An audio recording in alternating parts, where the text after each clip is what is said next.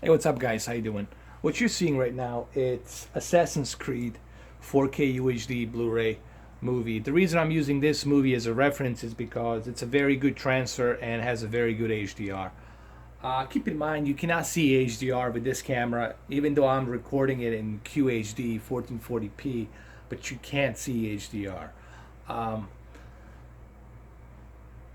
you're gonna ask me, well, how did you fix HDR? What happened? Well, here's the thing. A couple of things happened that I didn't realize on my TV.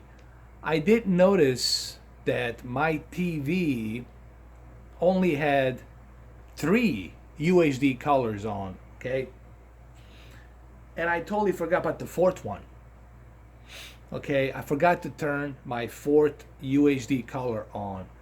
And another thing happened is this 4K player was set to 24 hertz, and my TV, it's a 60 hertz, and HDR will not read 24 hertz, will only read 60 hertz. So there's a couple of things that I overlooked that I should have paid attention to. uh, Number one, I should have checked to make sure that my one connector box has four HDMI inputs. I should have double checked that the UHD color was on the fourth one. Number two, I should have double checked to see that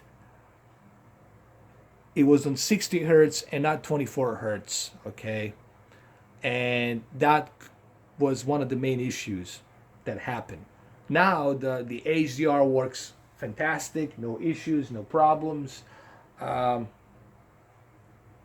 Let me show you a couple more scenes. Let's do this like with slow motion.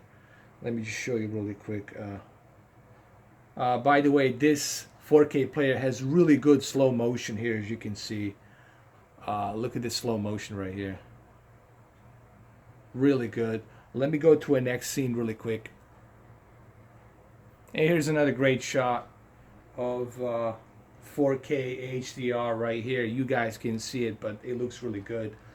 Um, so, I mean, it's this is why, look, guys, HDR makes a whole lot of difference, and I've noticed how much of I was missing without HDR. Now, as soon as I was able to enable HDR on UBP970, it's just like night and day difference. But there's something interesting. Remember last week how I was talking about how LG has this cinema theater look to it when you're watching a movie. Even though there's many options here you can choose from, you can go to the options and you can go choose a movie. I chose a movie. You can choose vivid. You can choose standard. But for me, the movie is the best one to go with. And you can go original or full. I usually go with the full, and it lets you know that it has a Dolby Atmos, Dolby Audio right there. But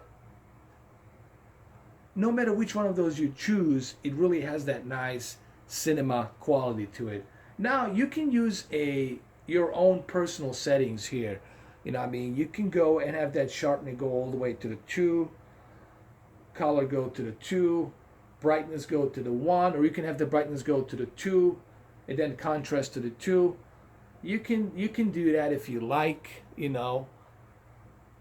It does give you that option. And the one thing that's missing on a Sony that I've noticed is it's missing sharpness. Both LG and Samsung have a sharpness ability, and that's kind of cool that they have that option as well. And slow motion here, it's really good on this new update, which is 70420.c. Just look at the slow motion here. Just look how cool that is. Looks fantastic, doesn't it, huh? Very responsive. Let's go backwards. Let's see how responsive it is when you go backwards. Hold on.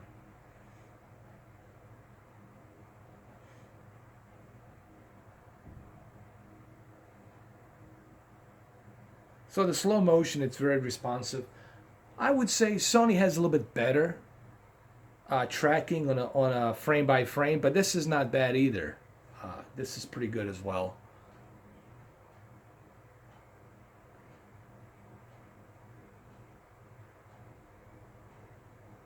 So the bottom line is, I was able to fix the HDR. Again, it wasn't the player's fault. It was actually my own TV's fault. I should have. And this is one thing about Samsung. I wish that you didn't have to turn this UHD color on.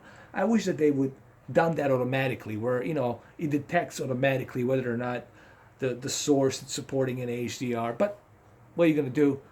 With Samsung, you do have to turn that UHD color on, and also I should have known I had to put it to 60 hertz.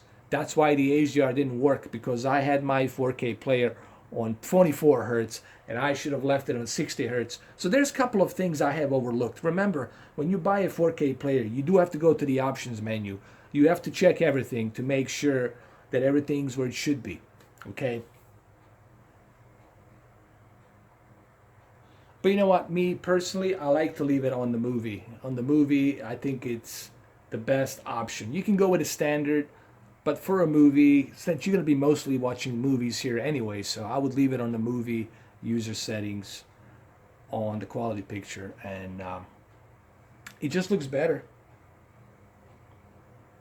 Look at the detail here, for example, uh, in the background. You know,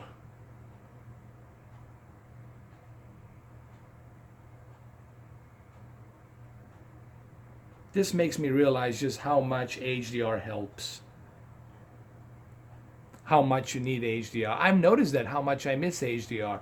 As soon as I was watching this without it, look, you still have that sharp 4K resolution, okay? It looks great, looks sharp, looks detailed, but that HDR really helps so much bring this to life, brings this whole movie to life, and looks great. So there you have it, guys. I was able to finally figure this out, fix this.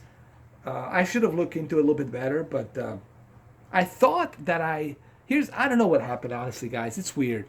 I could swear that I had my UHD color on. I could swear that I had my 60 hertz on when I was doing all the video tests. Uh, but I don't know what happened. I don't know what happened. Maybe it was my TV. Maybe it was my TV that was having some hiccups, some problems.